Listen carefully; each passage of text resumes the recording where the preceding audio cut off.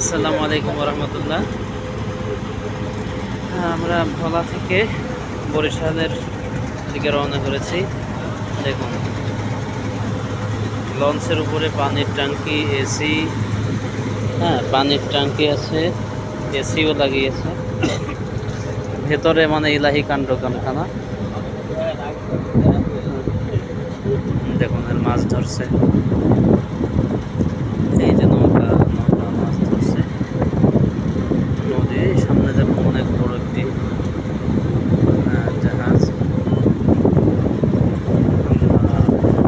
বড় নদী, পানির স্রোত দেখুন।